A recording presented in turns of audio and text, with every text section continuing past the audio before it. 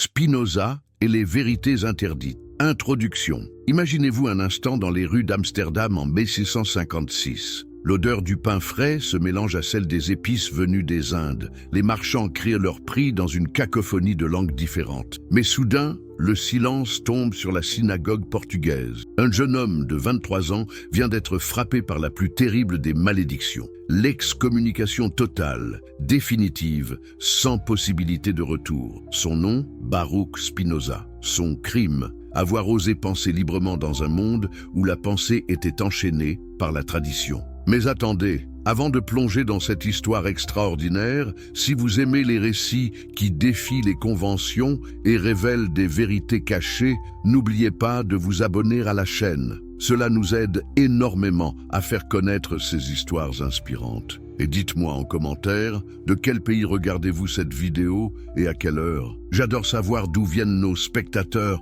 Oh, et si vous regardez sur votre téléphone, un petit pouce en l'air m'aiderait beaucoup à atteindre plus de personnes. Merci d'avance. Alors, êtes-vous prêt à découvrir comment un seul homme a ébranlé les fondements de 2 millénaires de traditions religieuses? Comment ce philosophe audacieux a-t-il réussi à démanteler des croyances considérées comme sacrées? Et surtout, quel prix a-t-il payé pour sa quête de vérité? Le gars, l'homme qui défia Dieu, Amsterdam, 1632. Dans le quartier juif de Vloyenburg, naît un enfant destiné à bouleverser l'histoire de la pensée occidentale. Mais qui aurait pu prédire qu'un petit garçon aux boucles noires, élevé dans la plus stricte tradition judaïque, deviendrait l'ennemi public numéro 1 de toutes les religions établies? Baruch Spinoza grandit dans une famille de marchands séfarades, ces juifs chassés d'Espagne par l'Inquisition. Son père, Michael de Spinoza, était un homme respecté de la communauté, un commerçant prospère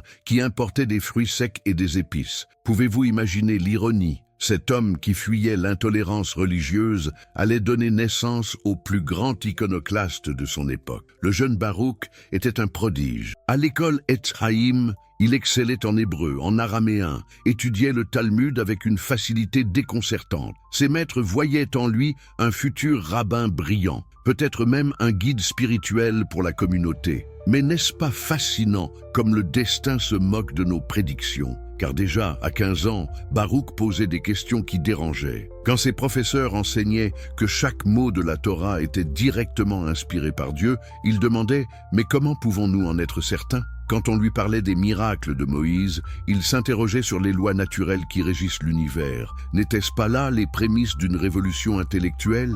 La mort de son père en 1654 marque un tournant crucial. Baruch, à 22 ans, doit reprendre l'entreprise familiale.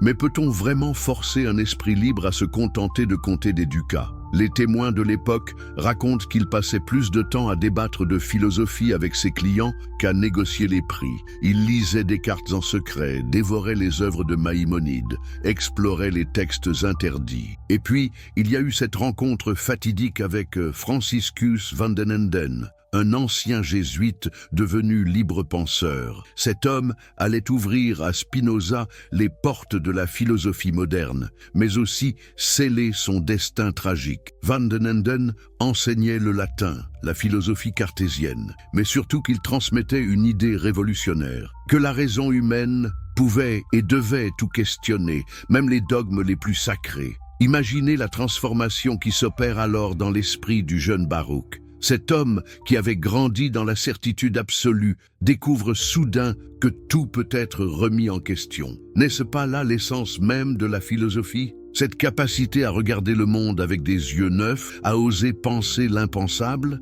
mais la communauté juive d'Amsterdam n'était pas prête à accepter un tel bouleversement. Ces hommes et ces femmes qui avaient fui l'Inquisition, qui avaient vu leurs ancêtres brûlés pour leurs croyances, comment pouvaient-ils tolérer qu'un des leurs remette en cause leur foi? La peur, cette émotion si humaine, ne guide-t-elle pas souvent nos réactions les plus violentes? Les rumeurs commencent à circuler. On raconte que Spinoza nie l'existence de l'âme immortelle, qu'il met en doute l'authenticité des textes sacrés, qu'il ose même suggérer que Dieu et la nature ne font qu'un. Pour une communauté traumatisée par des siècles de persécution, ces idées ne sont pas seulement hérétiques, elles sont dangereuses. Ne risquent-elles pas d'attirer à nouveau la colère des autorités chrétiennes? Les dirigeants de la synagogue tentent d'abord la persuasion. Ils offrent même une rente annuelle de 1000 florins à Spinoza, s'il accepte de se taire, de faire semblant de respecter les traditions. 1000 florins,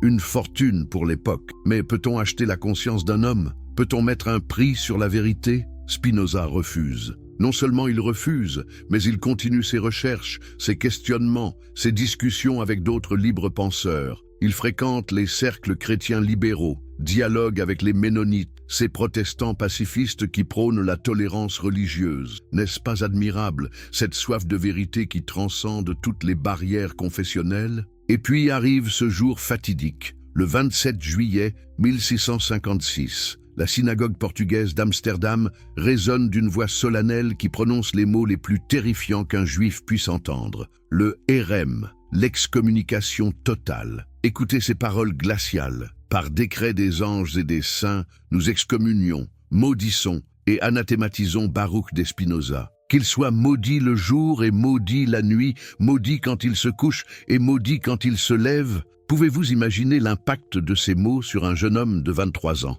Du jour au lendemain, il devient un fantôme pour sa propre famille. Sa sœur ne peut plus lui parler, ses amis d'enfance doivent l'éviter, les marchands du quartier ne peuvent plus commercer avec lui. Il est mort socialement, effacé de l'existence communautaire comme s'il n'avait jamais existé. Mais est-ce que cette punition atteint son but? Est-ce qu'elle brise l'esprit rebelle de Spinoza? Au contraire, libéré des contraintes sociales, il peut enfin explorer sans entrave les territoires interdits de la pensée. N'y a-t-il pas là une leçon profonde sur la nature de la liberté intellectuelle? La révolution silencieuse. Dans la solitude de son exil social, Spinoza entreprend alors le projet le plus audacieux de l'histoire de la pensée religieuse. Appliquer à la Bible les méthodes rigoureuses de l'analyse critique. Mais comprenez-vous bien l'ampleur de cette entreprise? Pendant 15 siècles, les textes sacrés étaient considérés comme intouchables, parfaits,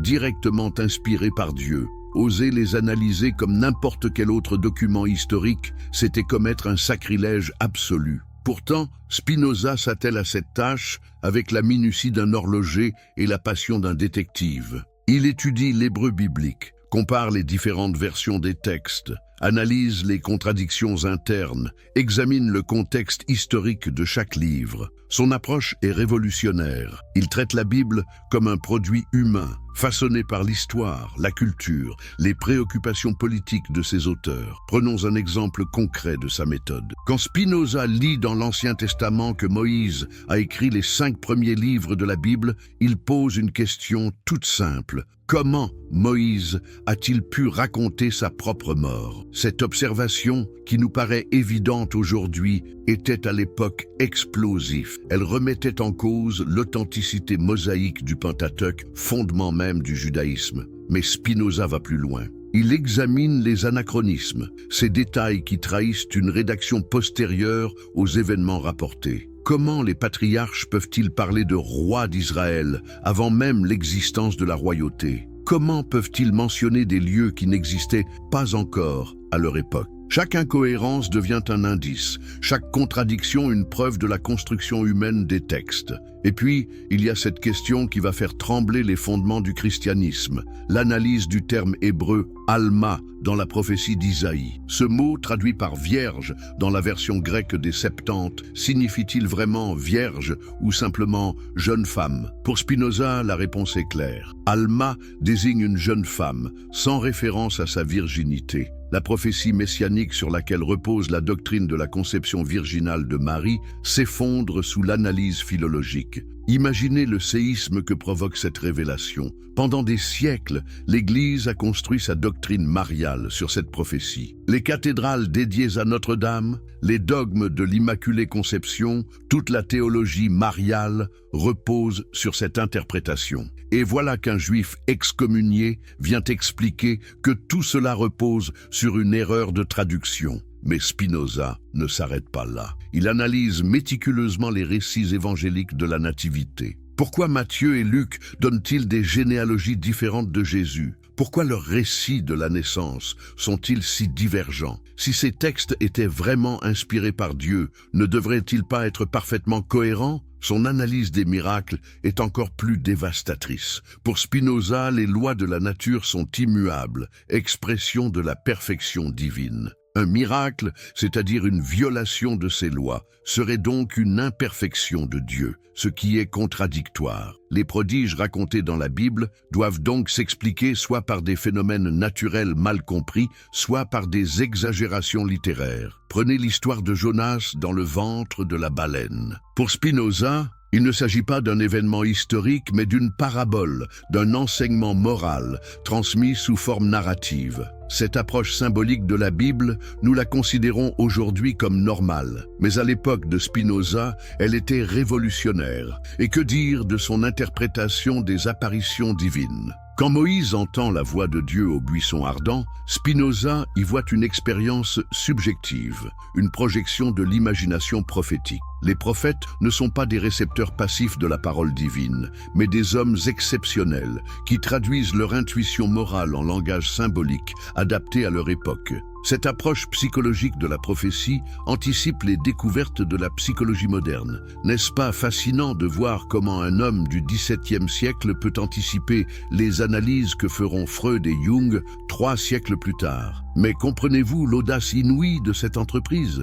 Spinoza ne se contente pas de critiquer tel ou tel détail des textes sacrés. Il révolutionne complètement notre compréhension de la religion. Pour lui, la Bible n'est pas un livre de science ou d'histoire, mais un manuel de morale politique destiné à éduquer un peuple primitif. Les lois alimentaires du judaïsme, les rituels compliqués du temple, les prescriptions vestimentaires, tout cela n'a qu'un but: maintenir la cohésion sociale d'un peuple nomade puis sédentaire. Ces lois n'ont rien de divin en soi. Elles sont des outils politiques adaptés à une époque et une culture particulière. Cette vision instrumentale de la religion choque profondément ses contemporains. Comment peut-on réduire la parole de Dieu à un simple outil de gouvernement? Mais Spinoza va plus loin encore. Il montre comment les prêtres et les dirigeants religieux ont utilisé la superstition et la peur pour maintenir leur pouvoir sur les masses. Réfléchissez un instant à cette analyse. Dans un monde où l'Église catholique domine la politique européenne, où les guerres de religion viennent à peine de se terminer, où l'Inquisition brûle encore des hérétiques, oser dénoncer la manipulation religieuse, n'est-ce pas un acte d'un courage extraordinaire? Spinoza démontre comment les miracles servent à impressionner le peuple, comment les prophéties maintiennent l'espoir et la soumission, comment les rituels créent un sentiment d'appartenance communautaire. La religion devient ainsi un phénomène sociologique qu'on peut étudier scientifiquement et non plus un mystère divin inaccessible à la raison. Barry, le philosophe, maudit. Mais qui était vraiment cet homme qui osait défier l'autorité religieuse de son époque? Pour comprendre la révolution spinozienne, il faut plonger dans son système philosophique, cette construction intellectuelle d'une cohérence absolue qui va bouleverser la métaphysique occidentale. Imaginez Spinoza dans sa petite chambre de La Haye, où il s'est installé après son excommunication. Pour survivre, il polit des lentilles optiques, un métier qui lui permet de subvenir à ses besoins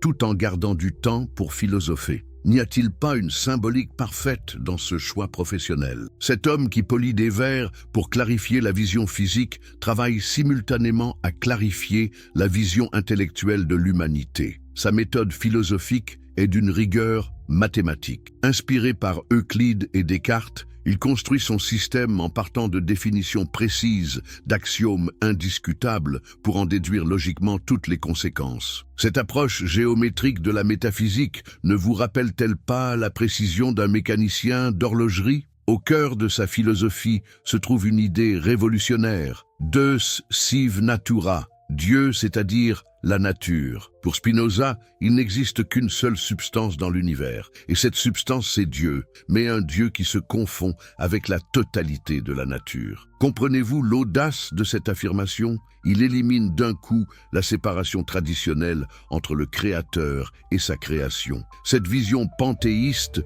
détruit les fondements de la théologie classique. Si Dieu est la nature, alors il n'y a plus de transcendance, plus de providence personnelle, plus de miracle. Dieu ne peut pas intervenir dans le cours des choses puisqu'il est le cours des choses. Les lois naturelles ne sont pas des décrets divins qu'on peut suspendre, elles sont l'expression même de la nature divine. Mais voyez comme cette philosophie libère l'humanité de ses angoisses métaphysiques. Plus besoin de craindre un Dieu colérique et vengeur, plus besoin de supplier une providence capricieuse. L'univers spinozien est entièrement déterminé, rationnel, compréhensible. Tout ce qui arrive nécessairement selon des lois immuables qu'on peut découvrir par la raison. Cette conception déterministe scandalise ses contemporains. Comment peut-on nier le libre arbitre humain? Si tout est nécessaire, si nos actions sont déterminées par les lois naturelles, comment peut-on être responsable de nos actes? Spinoza répond avec une subtilité remarquable. Nous sommes libres, non pas quand nous échappons à la nécessité, mais quand nous la comprenons. Prenez l'exemple d'un homme qui tombe amoureux. Il peut croire que son sentiment est libre, spontané, inexplicable. Mais s'il analysait scientifiquement les causes de cet amour, l'éducation reçue, les rencontres passées, sa constitution psychologique, les circonstances de la rencontre, il découvrirait que ce sentiment était nécessaire, déterminé par une chaîne causale complexe. Est-il pour autant moins heureux de connaître ses causes? Au contraire, cette connaissance lui donne une maîtrise sur ses émotions, une sagesse pratique. C'est exactement la même chose pour la religion. Tant que les hommes ignorent les vraies causes des phénomènes naturels, ils les attribuent à des interventions divines, miraculeuses. Ils vivent dans la superstition, la peur, l'ignorance. Mais quand ils comprennent les lois naturelles, quand ils saisissent la nécessité rationnelle qui gouverne l'univers, ils accèdent à une forme supérieure de spiritualité. Car attention, Spinoza n'est pas un athée au sens vulgaire du terme. Il ne nie pas Dieu. Il le redéfinit radicalement. Son Dieu n'est pas une personne qui pense, qui veut, qui juge, qui punit. C'est la puissance créatrice infinie qui s'exprime dans chaque parcelle de l'univers. Chaque pierre, chaque plante, chaque animal, chaque être humain est une modalité de l'être divin. Cette vision mystique de la réalité ne manque-t-elle pas de beauté? Nous ne sommes pas des créatures séparées de notre Créateur, nous sommes des expressions de la divinité même. Notre pensée est un mode de la pensée divine, notre amour un aspect de l'amour cosmique. N'y a-t-il pas là de quoi consoler toutes les solitudes humaines? Mais comprenez bien les conséquences pratiques de cette philosophie. Si Dieu n'est plus un juge personnel, si l'âme n'est pas immortelle au sens traditionnel, si les commandements religieux ne sont que des conventions sociales, alors sur quoi fonder la morale? Comment maintenir l'ordre social sans la peur du châtiment divin? Spinoza répond en développant une éthique purement rationnelle. Pour lui, le bien et le mal ne sont pas des décrets divins arbitraires, mais des rapports objectifs que nous pouvons découvrir par la raison. Ce qui augmente notre puissance d'agir et de penser est bon, ce qui la diminue est mauvais. La vertu n'est pas l'obéissance à des commandements extérieurs, c'est l'épanouissement harmonieux de notre nature rationnelle. Cette morale naturelle ne préfigure-t-elle pas les philosophies humanistes modernes? Spinoza anticipe Kant quand il fonde l'éthique sur la raison autonome. Il anticipe Nietzsche quand il fait de la puissance le critère du bien. Il anticipe Freud quand il analyse les passions comme des forces naturelles qu'il faut comprendre plutôt que réprimer. Mais surtout, il révolutionne complètement notre rapport à la religion. Pour lui, les Écritures ne sont pas des manuels de métaphysique ou de sciences naturelles. Elles sont des œuvres littéraires destinées à enseigner la justice et la charité aux peuples ignorants. Leur valeur n'est pas dans leur vérité factuelle, mais dans leur efficacité morale et politique.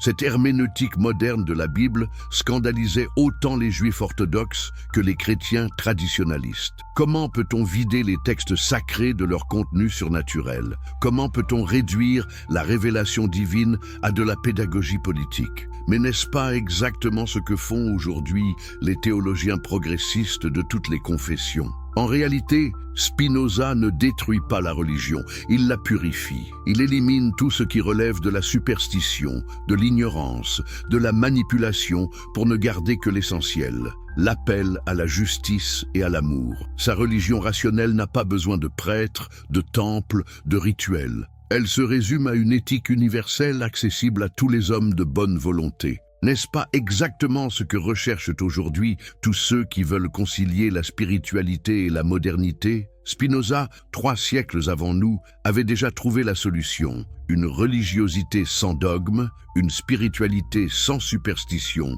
une morale sans commandements arbitraires, l'héritage interdit. Mais quel prix ce génie visionnaire a-t-il payé pour ses découvertes? L'histoire de la réception de l'œuvre spinozienne est l'une des plus tragiques de la philosophie occidentale. Imaginez un homme qui révolutionne la pensée humaine et qui meurt dans l'indifférence, voire l'hostilité générale. N'y a-t-il pas là une leçon amère sur la difficulté d'être un précurseur? Dès la publication anonyme du traité théologico-politique en 670, la tempête se déchaîne. Les autorités hollandaises, pourtant réputées pour leur tolérance, interdisent immédiatement l'ouvrage. Les prédicateurs de toute confession tonnent depuis leur chair contre ce livre forgé dans l'enfer par le diable lui-même.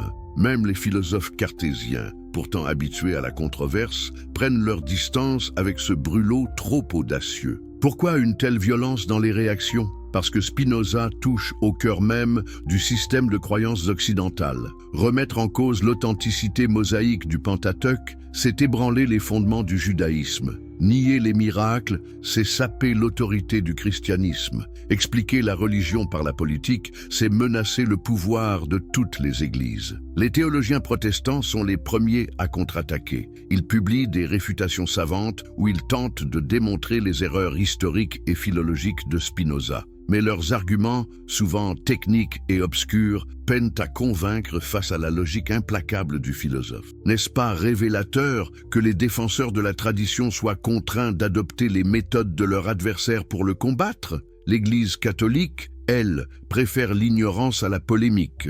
Le traité est mis à l'index dès 1669 et tout catholique qui le posséderait risque l'excommunication. Cette stratégie du silence sera-t-elle efficace? Pas vraiment, car les idées circulent malgré les interdictions. Les esprits curieux trouvent toujours le moyen de se procurer les livres défendus. Mais c'est peut-être dans les milieux juifs que la réaction est la plus douloureuse pour Spinoza. Ces anciens corligionnaires le considèrent comme un traître, un apostate qui livre les secrets de la tradition à ses ennemis. Quand il publie sa grammaire hébraïque, œuvre de science pure, les rabbins y voient un sacrilège supplémentaire. Comment ose-t-il enseigner la langue sacrée aux gentils? Cette hostilité générale pèse lourdement sur la psychologie de Spinoza. Cet homme qui rêvait d'éclairer l'humanité se retrouve isolé, incompris, parfois menacé physiquement. Un jour de 1672, quand la foule en colère lynche les frères de Witt, dirigeants républicains des Provinces-Unies, Spinoza veut sortir dans la rue pour protester. Ses amis doivent le retenir de force pour éviter qu'il ne soit massacré. Cette anecdote ne révèle-t-elle pas tout le caractère de l'homme? Courageux jusqu'à l'inconscience, fidèle à ses principes même au péril de sa vie? Pourtant, malgré cette hostilité, l'influence souterraine de Spinoza ne cesse de grandir. Dans les salons parisiens, les intellectuels se passent sous le manteau des copies manuscrites de ses œuvres. Bayle, le grand sceptique, lui consacre des articles admiratifs dans son dictionnaire. Même Leibniz, officiellement hostile, s'inspire secrètement de ses innovations métaphysiques. Et puis, il y a cette rencontre extraordinaire avec le jeune duc de Condé qui invite Spinoza à le suivre dans sa campagne militaire. Le philosophe refuse, préférant sa tranquillité studieuse aux honneurs de la cour. Mais n'est-ce pas significatif que même la haute noblesse française s'intéresse à ce juif excommunié des Pays-Bas? Le véritable triomphe de Spinoza commence au XVIIIe siècle avec les philosophes des Lumières. Voltaire, malgré ses préjugés antisémites, reconnaît en lui un précurseur de la libre pensée. Diderot s'inspire de sa conception naturaliste de la religion pour rédiger ses articles de l'encyclopédie. D'Holbach traduit et diffuse ses œuvres dans toute l'Europe éclairée. Mais c'est en Allemagne que l'influence spinozienne connaît son apogée. Lessing avoue sur son lit de mort qu'il a toujours été spinoziste. Goethe y trouve l'inspiration de sa philosophie de la nature. Hegel fait de Spinoza le véritable fondateur de la philosophie moderne. Même Schopenhauer, pourtant critique, reconnaît sa dette envers celui qu'il appelle le plus grand des métaphysiciens. Cette reconnaissance tardive ne vous émeut-elle pas? Cet homme qui avait vécu dans la solitude et l'incompréhension découvre posthumement qu'il avait semé les graines d'une révolution intellectuelle. Ses intuitions sur l'exégèse biblique deviennent la base de la critique historique moderne. Sa conception naturaliste de la religion inspire toutes les approches sociologiques et anthropologiques du fait religieux. Même dans le domaine scientifique, Spinoza fait figure de précurseur. Sa vision moniste de la réalité anticipe les découvertes de la physique moderne sur l'unité fondamentale de la matière et de l'énergie. Sa psychologie des passions préfigure la psychanalyse freudienne. Sa théorie de l'État annonce les analyses politiques contemporaines. Et aujourd'hui, dans notre monde sécularisé, ne redécouvrons-nous pas la pertinence de ces analyses? Quand nous voyons comment les fondamentalismes religieux instrumentalisent la foi à des fins politiques, ne pensons-nous pas à ces dénonciations de la superstition? Quand nous assistons au conflit entre science et religion, ne nous souvenons-nous pas de sa tentative de réconciliation? Car au fond, que nous a légué Spinoza? Plus qu'une philosophie, une attitude, le courage de penser par soi-même, la passion de la vérité, le refus de toute autorité non justifiée par la raison. Dans un monde où l'information circule librement, où chacun peut accéder aux sources, où les dogmes s'effritent sous les coups de la connaissance, ne sommes-nous pas tous, d'une certaine manière, les héritiers de ce juif excommunié d'Amsterdam? Alors, la prochaine fois que vous entendrez quelqu'un affirmer une vérité sans la démontrer, la prochaine fois que vous verrez un pouvoir s'appuyer sur l'ignorance pour se maintenir, la prochaine fois que vous ressentirez cette angoisse existentielle face au mystère de l'existence, souvenez-vous de Spinoza. Souvenez-vous de cet homme qui a préféré la vérité difficile au mensonge consolant, la liberté solitaire à la soumission grégaire, l'éternité de la raison aux gloires éphémères du monde. N'est-ce pas là le plus beau des héritages qu'un homme puisse laisser à l'humanité? Script YouTube détaillé. Spinoza et les vérités interdites. Introduction. Imaginez-vous un instant dans les rues d'Amsterdam en 1656. L'odeur du pain frais se mélange à celle des épices venues des Indes. Les marchands crient leur prix dans une cacophonie de langues différentes. Mais soudain, le silence tombe sur la synagogue portugaise. Un jeune homme de 23 ans vient d'être frappé par la plus terrible des malédictions. L'excommunication totale, définitive, sans possibilité de retour. Son nom, Baruch Spinoza. Son crime, avoir osé penser librement dans un monde où la pensée était enchaînée par la tradition. Mais attendez, avant de plonger dans cette histoire extraordinaire, si vous aimez les récits qui défient les conventions et révèlent des vérités cachées, n'oubliez pas de vous abonner à la chaîne. Cela nous aide énormément à faire connaître ces histoires inspirantes. Et dites-moi en commentaire, de quel pays regardez-vous cette vidéo et à quelle heure? J'adore savoir d'où viennent nos spectateurs.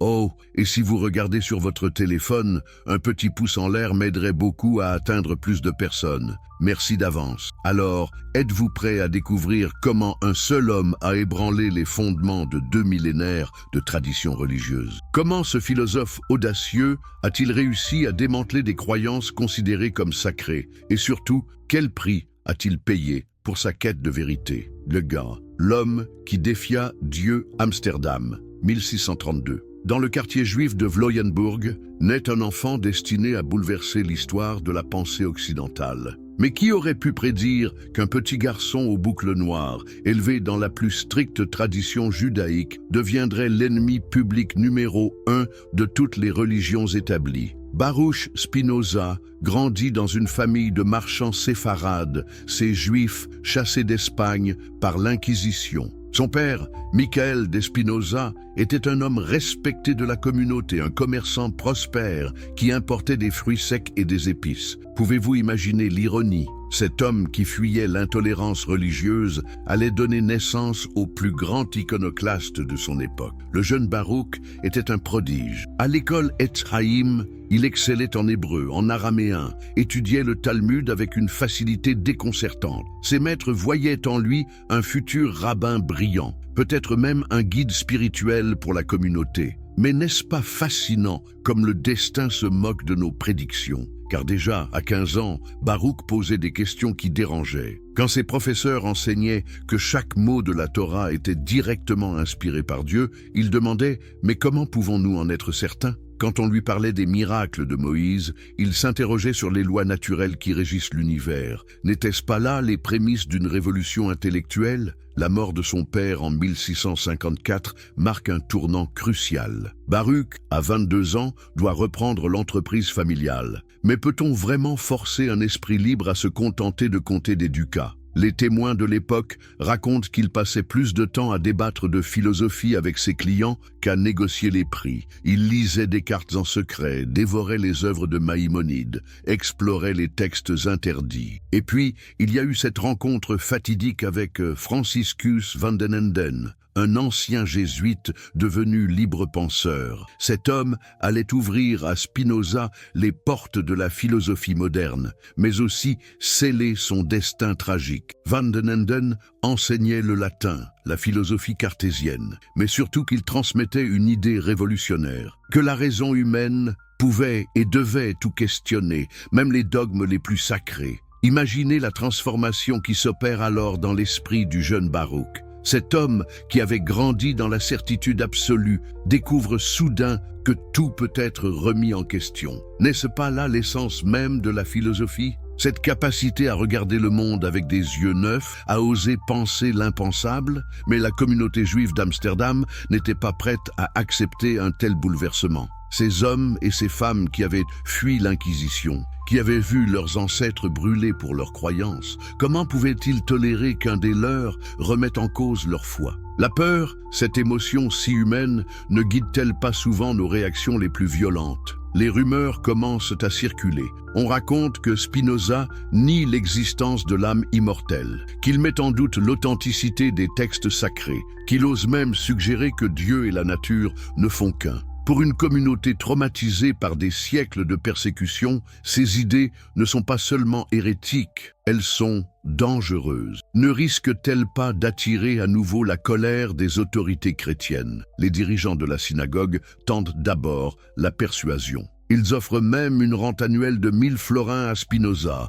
s'il accepte de se taire, de faire semblant de respecter les traditions. 1000 florins, une fortune pour l'époque. Mais peut-on acheter la conscience d'un homme? Peut-on mettre un prix sur la vérité? Spinoza refuse. Non seulement il refuse, mais il continue ses recherches, ses questionnements, ses discussions avec d'autres libres penseurs. Il fréquente les cercles chrétiens libéraux, dialogue avec les ménonites, ces protestants pacifistes qui prônent la tolérance religieuse. N'est-ce pas admirable, cette soif de vérité qui transcende toutes les barrières confessionnelles? Et puis arrive ce jour fatidique, le 27 juillet 1656. La synagogue portugaise d'Amsterdam résonne d'une voix solennelle qui prononce les mots les plus terrifiants qu'un juif puisse entendre. Le hérem, l'excommunication totale. Écoutez ces paroles glaciales. Par décret des anges et des saints, nous excommunions, maudissons et anathématisons Baruch de Spinoza. Qu'il soit maudit le jour et maudit la nuit,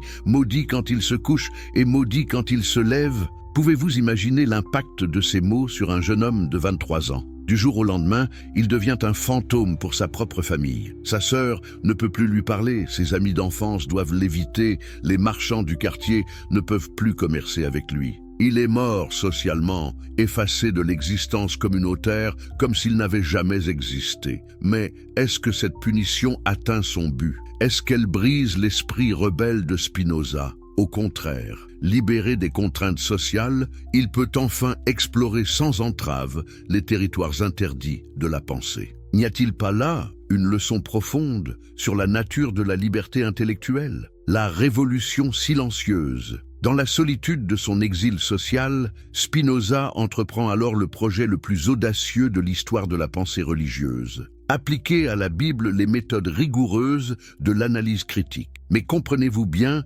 l'ampleur de cette entreprise? Pendant 15 siècles, les textes sacrés étaient considérés comme intouchables, parfaits, directement inspirés par Dieu. Oser les analyser comme n'importe quel autre document historique, c'était commettre un sacrilège absolu. Pourtant, Spinoza s'attelle à cette tâche avec la minutie d'un horloger et la passion d'un détective. Il étudie l'hébreu biblique, compare les différentes versions des textes, analyse les contradictions internes, examine le contexte historique de chaque livre. Son approche est révolutionnaire. Il traite la Bible comme un produit humain, façonné par l'histoire, la culture, les préoccupations politiques de ses auteurs. Prenons un exemple concret de sa méthode. Quand Spinoza lit dans l'Ancien Testament que Moïse a écrit les 5 premiers livres de la Bible, il pose une question toute simple. Comment Moïse a-t-il pu raconter sa propre mort? Cette observation, qui nous paraît évidente aujourd'hui,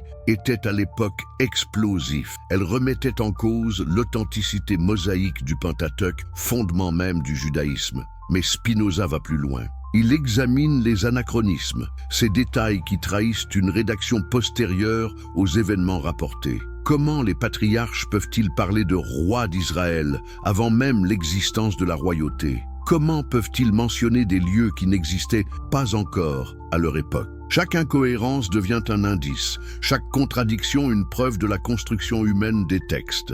Et puis, il y a cette question qui va faire trembler les fondements du christianisme, l'analyse du terme hébreu « alma » dans la prophétie d'Isaïe. Ce mot, traduit par « vierge » dans la version grecque des Septante, signifie-t-il vraiment « vierge » ou simplement « jeune femme » ? Pour Spinoza, la réponse est claire. Alma désigne une jeune femme, sans référence à sa virginité. La prophétie messianique sur laquelle repose la doctrine de la conception virginale de Marie s'effondre sous l'analyse philologique. Imaginez le séisme que provoque cette révélation. Pendant des siècles, l'Église a construit sa doctrine mariale sur cette prophétie. Les cathédrales dédiées à Notre-Dame, les dogmes de l'Immaculée Conception, toute la théologie mariale repose sur cette interprétation. Et voilà qu'un juif excommunié vient expliquer que tout cela repose sur une erreur de traduction. Mais Spinoza ne s'arrête pas là. Il analyse méticuleusement les récits évangéliques de la Nativité.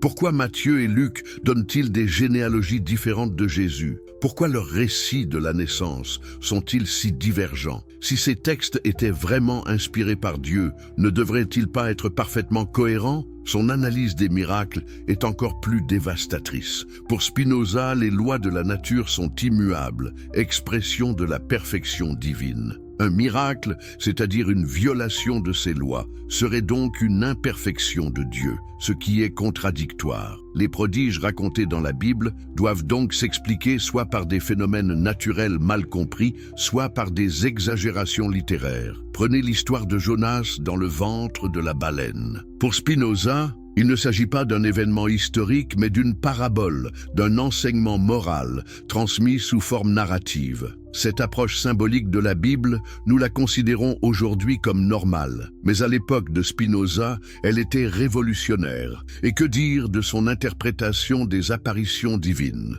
Quand Moïse entend la voix de Dieu au buisson ardent, Spinoza y voit une expérience subjective, une projection de l'imagination prophétique. Les prophètes ne sont pas des récepteurs passifs de la parole divine, mais des hommes exceptionnels qui traduisent leur intuition morale en langage symbolique, adapté à leur époque.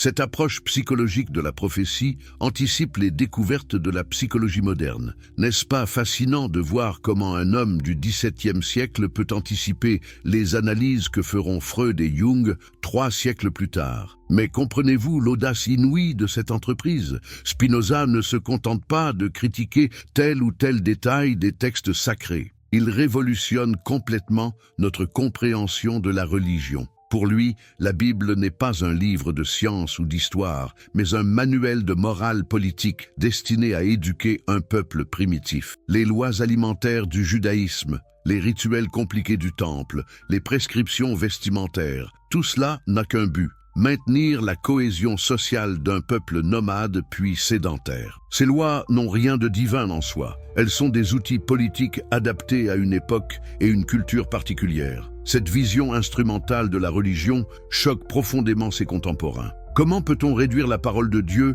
à un simple outil de gouvernement? Mais Spinoza va plus loin encore. Il montre comment les prêtres et les dirigeants religieux ont utilisé la superstition et la peur pour maintenir leur pouvoir sur les masses. Réfléchissez un instant à cette analyse. Dans un monde où l'Église catholique domine la politique européenne, où les guerres de religion viennent à peine de se terminer, où l'Inquisition brûle encore des hérétiques, oser dénoncer la manipulation religieuse, n'est-ce pas un acte d'un courage extraordinaire? Spinoza démontre comment les miracles servent à impressionner le peuple, comment les prophéties maintiennent l'espoir et la soumission, comment les rituels créent un sentiment d'appartenance communautaire. La religion devient ainsi un phénomène sociologique qu'on peut étudier scientifiquement et non plus un mystère divin inaccessible à la raison. Barry, le philosophe, maudit. Mais qui était vraiment cet homme qui osait défier l'autorité religieuse de son époque? Pour comprendre la révolution spinozienne,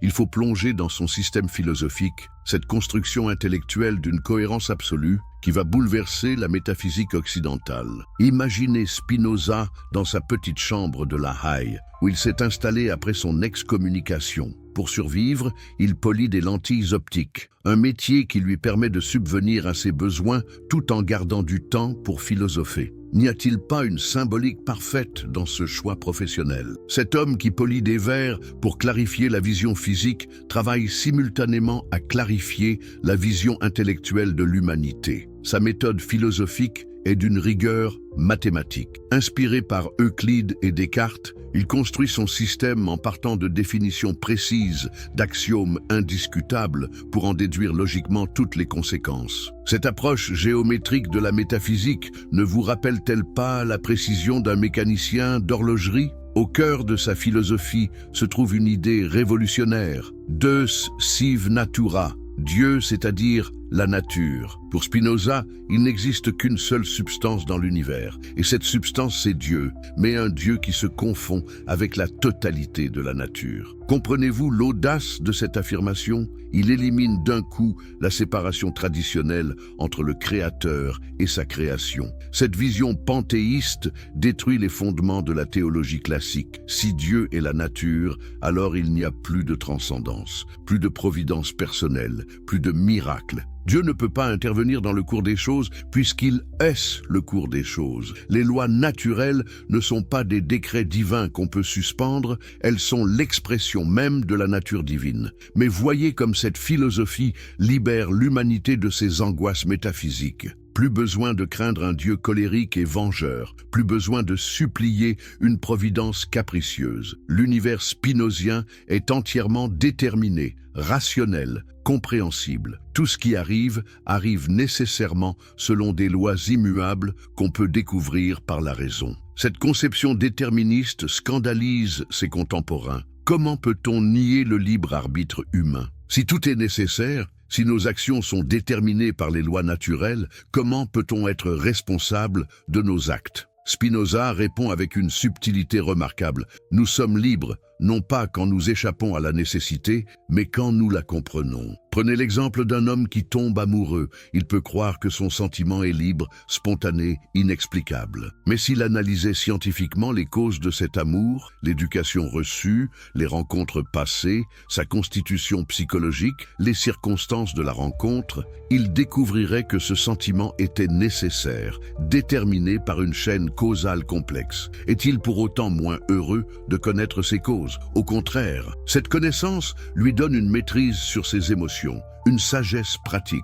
C'est exactement la même chose pour la religion. Tant que les hommes ignorent les vraies causes des phénomènes naturels, ils les attribuent à des interventions divines, miraculeuses. Ils vivent dans la superstition, la peur, l'ignorance. Mais quand ils comprennent les lois naturelles, quand ils saisissent la nécessité rationnelle qui gouverne l'univers, ils accèdent à une forme supérieure de spiritualité. Car attention, Spinoza n'est pas un athée au sens vulgaire du terme. Il ne nie pas Dieu. Il le redéfinit radicalement. Son Dieu n'est pas une personne qui pense, qui veut, qui juge, qui punit. C'est la puissance créatrice infinie qui s'exprime dans chaque parcelle de l'univers. Chaque pierre, chaque plante, chaque animal, chaque être humain est une modalité de l'être divin. Cette vision mystique de la réalité ne manque-t-elle pas de beauté? Nous ne sommes pas des créatures séparées de notre Créateur, nous sommes des expressions de la divinité même. Notre pensée est un mode de la pensée divine,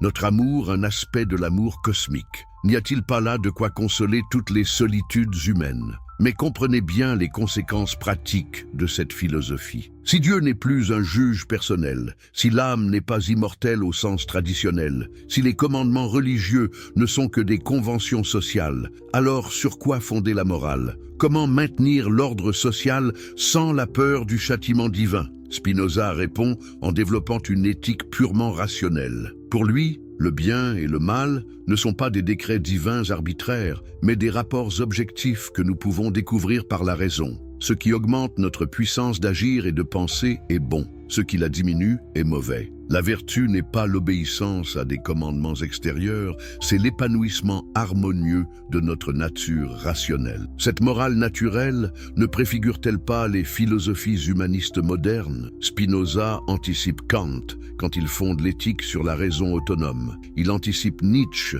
quand il fait de la puissance le critère du bien. Il anticipe Freud quand il analyse les passions comme des forces naturelles qu'il faut comprendre plutôt que réprimer. Mais surtout, il révolutionne complètement notre rapport à la religion. Pour lui, les Écritures ne sont pas des manuels de métaphysique ou de sciences naturelles. Elles sont des œuvres littéraires destinées à enseigner la justice et la charité au peuple ignorant. Leur valeur n'est pas dans leur vérité factuelle, mais dans leur efficacité morale et politique. Cette herméneutique moderne de la Bible scandalisait autant les Juifs orthodoxes que les chrétiens traditionalistes. Comment peut-on vider les textes sacrés de leur contenu surnaturel? Comment peut-on réduire la révélation divine à de la pédagogie politique? Mais n'est-ce pas exactement ce que font aujourd'hui les théologiens progressistes de toutes les confessions? En réalité, Spinoza ne détruit pas la religion, il la purifie. Il élimine tout ce qui relève de la superstition, de l'ignorance, de la manipulation pour ne garder que l'essentiel, l'appel à la justice et à l'amour. Sa religion rationnelle n'a pas besoin de prêtres, de temples, de rituels. Elle se résume à une éthique universelle accessible à tous les hommes de bonne volonté. N'est-ce pas exactement ce que recherchent aujourd'hui tous ceux qui veulent concilier la spiritualité et la modernité? Spinoza, 3 siècles avant nous, avait déjà trouvé la solution. Une religiosité sans dogme, une spiritualité sans superstition, une morale sans commandements arbitraires, l'héritage interdit. Mais quel prix ce génie visionnaire a-t-il payé pour ses découvertes? L'histoire de la réception de l'œuvre spinozienne est l'une des plus tragiques de la philosophie occidentale. Imaginez un homme qui révolutionne la pensée humaine et qui meurt dans l'indifférence, voire l'hostilité générale. N'y a-t-il pas là une leçon amère sur la difficulté d'être un précurseur? Dès la publication anonyme du traité théologico-politique en 670, la tempête se déchaîne. Les autorités hollandaises, pourtant réputées pour leur tolérance, interdisent immédiatement l'ouvrage. Les prédicateurs de toute confession tonnent depuis leur chair contre ce livre forgé dans l'enfer par le diable lui-même. Même les philosophes cartésiens, pourtant habitués à la controverse, prennent leur distance avec ce brûlot trop audacieux. Pourquoi une telle violence dans les réactions? Parce que Spinoza touche au cœur même du système de croyances occidentales. Remettre en cause l'authenticité mosaïque du Pentateuque, c'est ébranler les fondements du judaïsme. Nier les miracles, c'est saper l'autorité du christianisme. Expliquer la religion par la politique, c'est menacer le pouvoir de toutes les églises. Les théologiens protestants sont les premiers à contre-attaquer. Ils publient des réfutations savantes où ils tentent de démontrer les erreurs historiques et philologiques de Spinoza. Mais leurs arguments, souvent techniques et obscurs, peinent à convaincre face à la logique implacable du philosophe. N'est-ce pas révélateur que les défenseurs de la tradition soient contraints d'adopter les méthodes de leur adversaire pour le combattre? L'Église catholique, elle, préfère l'ignorance à la polémique.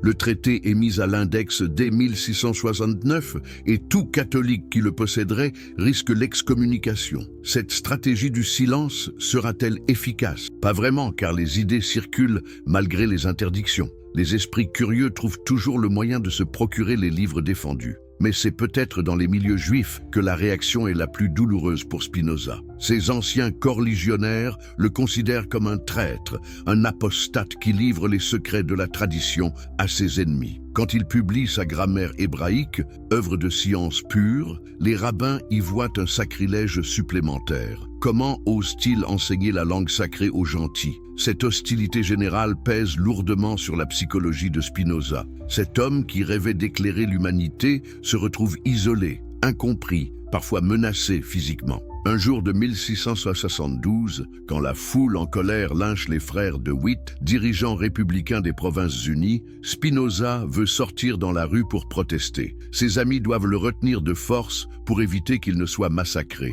Cette anecdote ne révèle-t-elle pas tout le caractère de l'homme? Courageux jusqu'à l'inconscience, fidèle à ses principes même au péril de sa vie? Pourtant, malgré cette hostilité, l'influence souterraine de Spinoza ne cesse de grandir. Dans les salons parisiens, les intellectuels se passent sous le manteau des copies manuscrites de ses œuvres. Bayle, le grand sceptique, lui consacre des articles admiratifs dans son dictionnaire. Même Leibniz, officiellement hostile, s'inspire secrètement de ses innovations métaphysiques. Et puis, il y a cette rencontre extraordinaire avec le jeune duc de Condé qui invite Spinoza à le suivre dans sa campagne militaire. Le philosophe refuse, préférant sa tranquillité studieuse aux honneurs de la cour. Mais n'est-ce pas significatif que même la haute noblesse française s'intéresse à ce juif excommunié des Pays-Bas? Le véritable triomphe de Spinoza commence au XVIIIe siècle avec les philosophes des Lumières. Voltaire, malgré ses préjugés antisémites,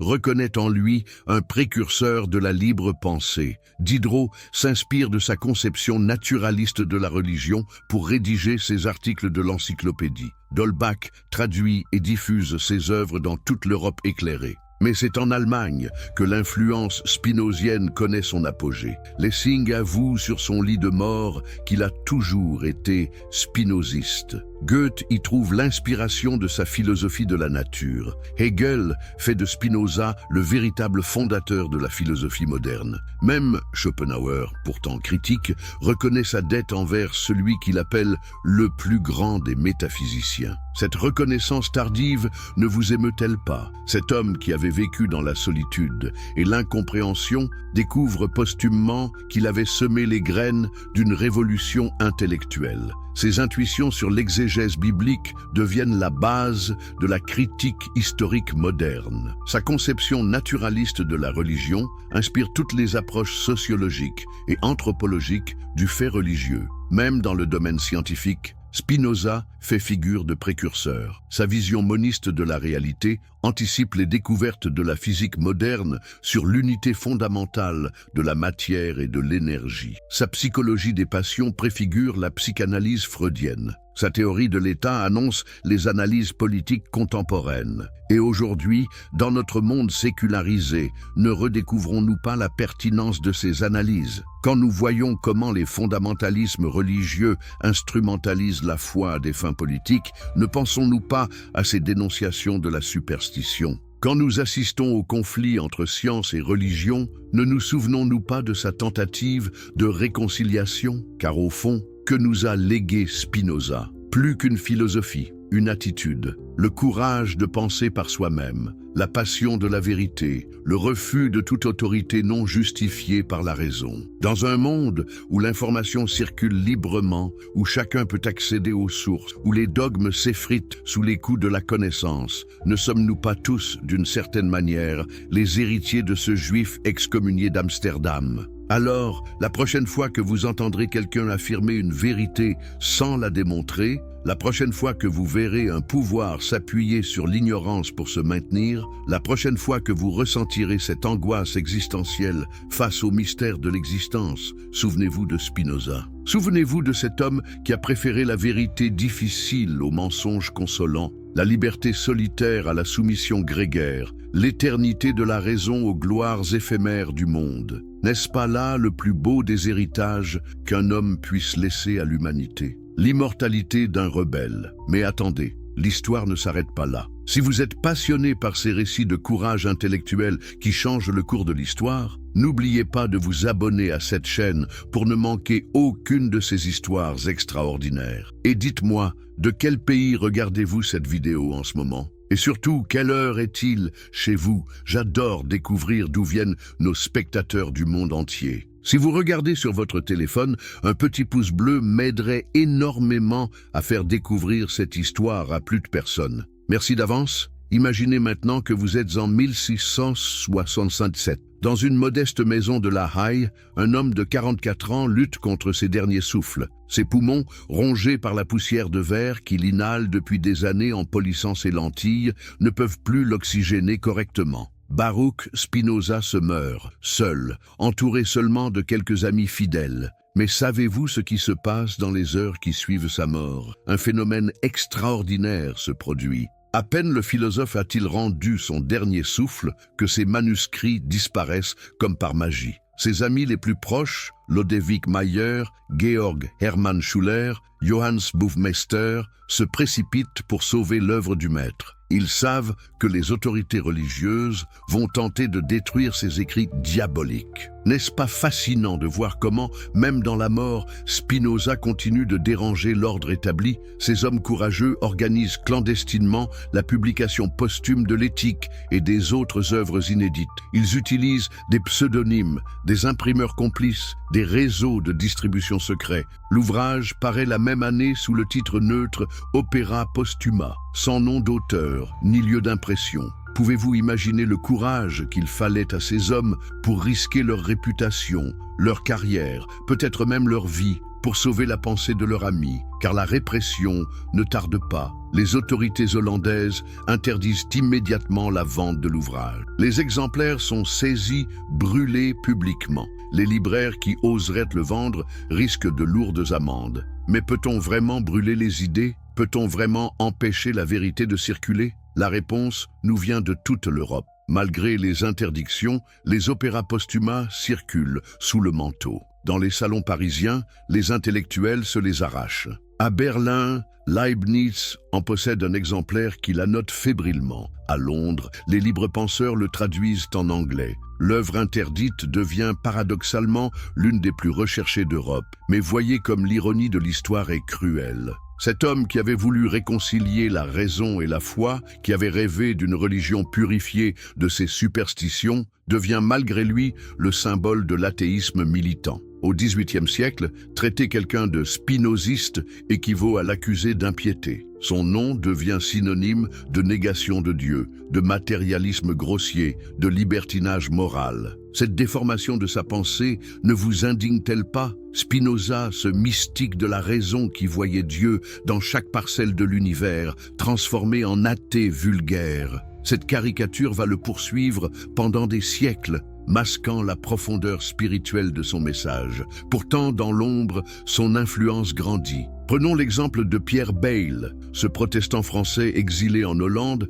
après la révocation de l'édit de Nantes. Dans son fameux dictionnaire historique et critique, il consacre de longs articles à Spinoza, officiellement pour le réfuter, en réalité pour faire connaître ses idées. N'est-ce pas là une stratégie brillante pour contourner la censure? Bayle présente Spinoza comme le plus cohérent des athées, celui qui a poussé jusqu'au bout la logique de l'incroyance. Mais en exposant si minutieusement son système, ne lui rend-il pas un hommage déguisé? Les lecteurs attentifs comprennent que derrière cette prétendue réfutation se cache une admiration réelle pour la rigueur intellectuelle du philosophe. Et puis, il y a cette rencontre extraordinaire entre Spinoza et Leibniz en novembre 1676. Le grand philosophe allemand, alors âgé de 30 ans, fait un détour par La Haye pour rencontrer le maître mourant. Que se sont-ils dit pendant ces quelques jours? Nous ne le saurons jamais avec certitude. Mais nous savons que Leibniz est profondément marqué par cette rencontre. Après la mort de Spinoza,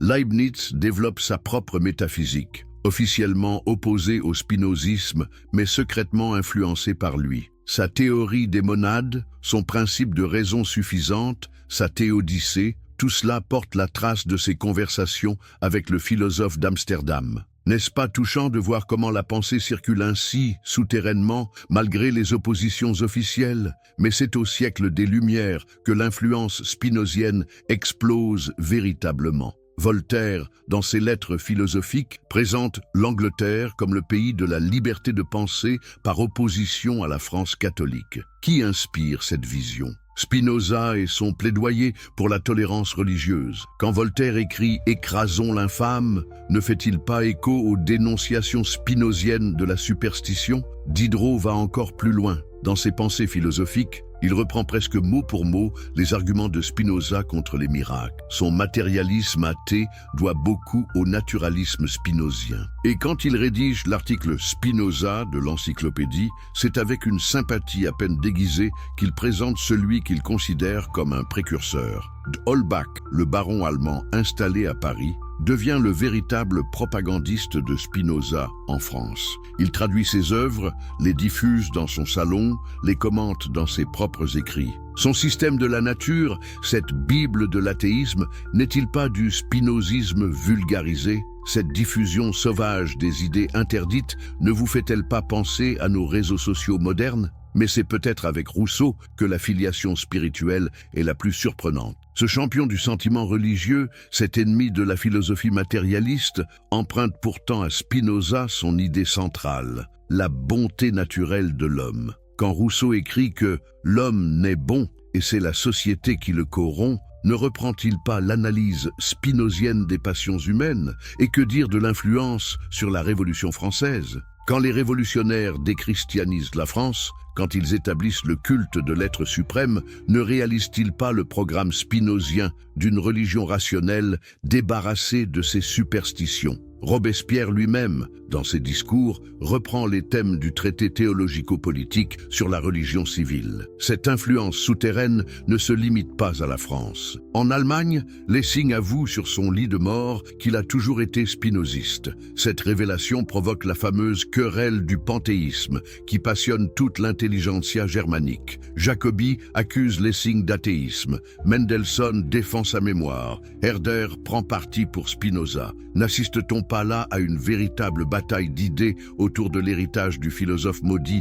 Goethe, témoin de cette polémique, découvre alors les œuvres de Spinoza. Le choc est immense. Dans ce système où Dieu se confond avec la nature, le jeune poète trouve la clé de sa propre philosophie. Son panthéisme romantique, sa vision organique du monde, sa conception de la création artistique, tout cela s'enracine dans la lecture de l'éthique. Quand il écrit « Plus on connaît Spinoza, plus on l'aime », ne résume-t-il pas l'expérience de toute une génération? Cette redécouverte romantique de Spinoza transforme complètement sa réputation. De symbole de l'athéisme, il devient le prophète d'une nouvelle spiritualité. Novalis l'appelle l'homme ivre de Dieu. Schleiermacher voit en lui le modèle du sentiment religieux authentique. Cette réhabilitation ne vous émeut-elle pas? Enfin, 2 siècles après sa mort, on commence à comprendre la vraie nature de son message. Hegel porte cette réhabilitation à son sommet. Dans ses leçons sur l'histoire de la philosophie, il fait de Spinoza le véritable fondateur de la métaphysique moderne. Être spinoziste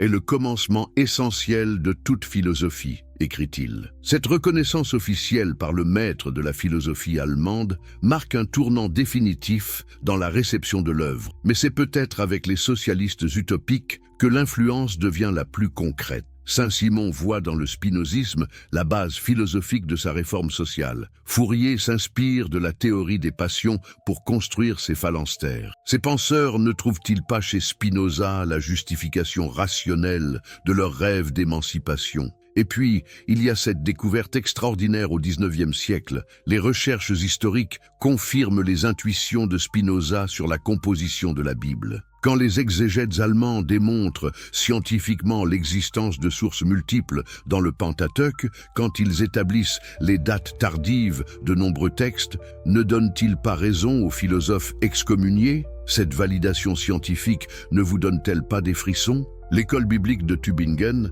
avec ses méthodes rigoureusement historiques, réalise exactement le programme tracé par Spinoza 2 siècles plus tôt. Strauss, dans sa vie de Jésus, applique aux évangiles les mêmes méthodes critiques que le philosophe avait utilisées pour l'Ancien Testament. Renan, dans sa biographie du Christ, popularise cette approche historique qui débarrasse les textes sacrés de leur gangue miraculeuse. Cette révolution exégétique transforme radicalement le paysage religieux européen. Les églises protestantes, plus ouvertes à la critique, intègrent peu à peu ces découvertes. Les universités créent des chaires d'histoire des religions. La théologie devient une science humaine, comme les autres. N'assistons-nous pas là à la réalisation du rêve spinozien d'une étude rationnelle des phénomènes religieux? Mais l'influence ne se limite pas au domaine religieux. En politique, les théories de Spinoza sur l'État inspirent tous les penseurs libéraux. Tocqueville s'en inspire pour analyser la démocratie américaine. Stuart Mill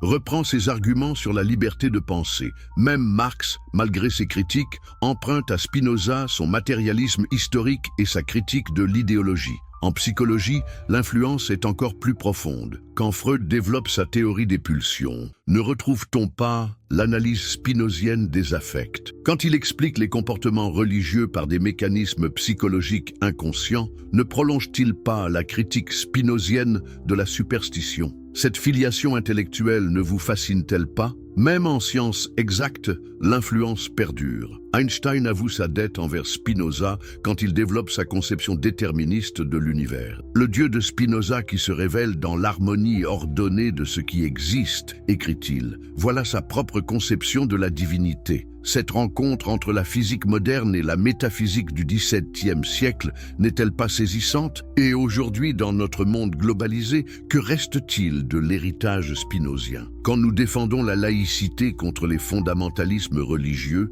ne reprenons-nous pas ces arguments sur la séparation entre religion et politique? Quand nous prônons la tolérance face au fanatisme, ne nous inspirons-nous pas de son plaidoyer pour la liberté de conscience?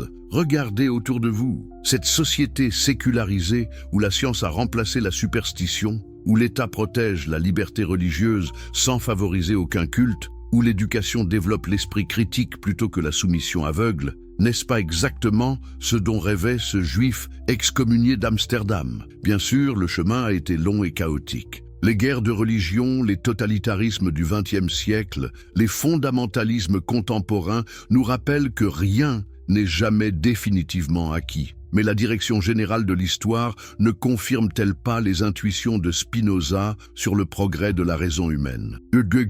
La leçon éternelle. Et maintenant, arrivé au terme de ce voyage extraordinaire, que pouvons-nous retenir de l'aventure spinozienne? Quelle leçon cette existence héroïque et tragique peut-elle nous enseigner à nous, hommes et femmes du XXIe siècle? Première leçon, le courage de la vérité. Spinoza nous montre qu'il existe des moments dans l'histoire où un homme seul doit choisir entre son confort personnel et ses convictions profondes. Quand toute une société repose sur des mensonges confortables, quand les autorités interdisent de penser librement, quand la majorité préfère l'ignorance à la connaissance, que fait l'homme authentique? Il choisit la vérité, même si ce choix le condamne à la solitude et à l'incompréhension. N'avons-nous pas tous, à un moment ou un autre de notre existence, vécu ces situations où nous devions choisir entre dire ce que nous pensons vraiment et nous conformer aux attentes sociales? Combien de fois avons-nous préféré le silence complice à la parole libératrice? L'exemple de Spinoza nous rappelle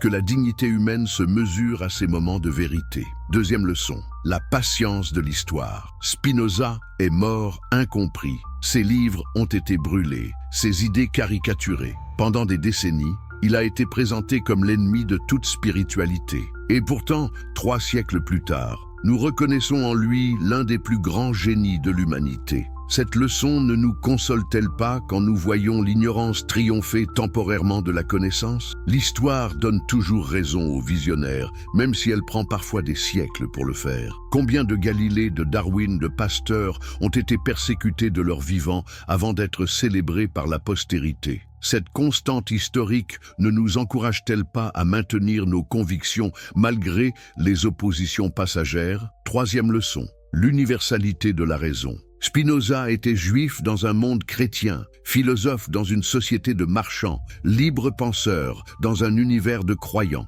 Malgré tous ces handicaps, ses idées ont fini par conquérir l'humanité entière. Pourquoi? Parce que la vérité n'a pas de religion, pas de nationalité, pas de classe sociale. Elle parle à tous les hommes de bonne volonté, quelle que soit leur origine. Cette universalité de la raison n'est-elle pas l'espoir le plus beau de notre époque? Dans un monde divisé par les nationalismes, les fondamentalismes, les inégalités économiques, la philosophie nous rappelle que tous les humains partagent la même capacité de penser, de questionner, de chercher la vérité. N'est-ce pas là le fondement de toute fraternité authentique? Quatrième leçon. La réconciliation de la science et de la spiritualité. Spinoza nous montre qu'on peut être parfaitement rationnel sans devenir cynique, rigoureusement scientifique sans perdre le sens du sacré. Son Dieu n'est pas celui des religions traditionnelles, mais il n'en est pas moins réel, présent, aimable. Sa spiritualité ne contredit pas la science, elle la couronne. Dans notre époque où beaucoup opposent encore foi et raison,